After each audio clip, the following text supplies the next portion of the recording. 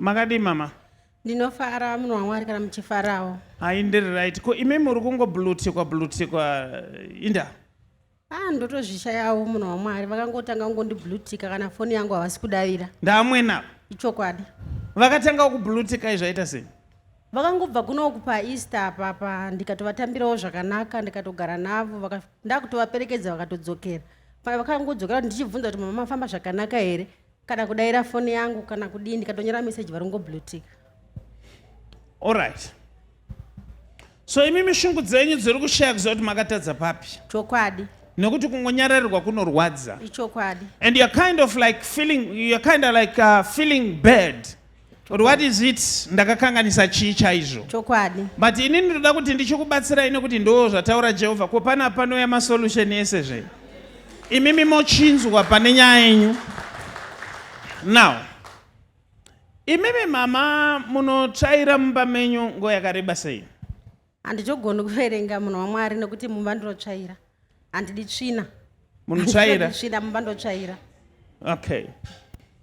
So, ndiri kubvunza vamwene kuti why muri kublutika munhu uyu? Imi makabva paEaster. Zvakanzi imagine.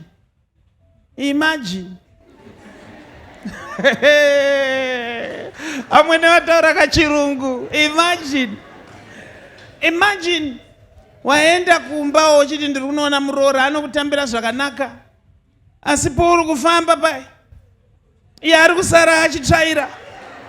Ukada kuti ugare pano wasara apukuta. Aiwa, indazvitadza ini. Amwene vari kuti hanzi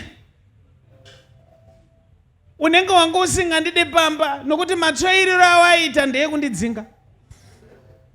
Handinambozviziva kuti wanga ndifungire zvakadaro. Ndakati watambira nerudo rwangu. Rudo asi muchiteera henyu muchidi zvenyu.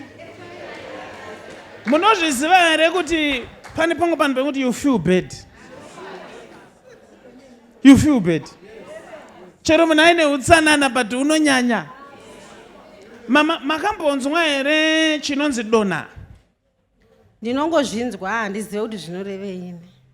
Mweya wedona zvinongoreva kuti usumati wakanyanyisa. Hunenge hwapfurikidza kusvikira vakakumirira padhuze they are affected neusumati uhwu. You understand? Asi toda kuti tivabatsire ka. Nyaya dzavo dzinake nezita raJesu.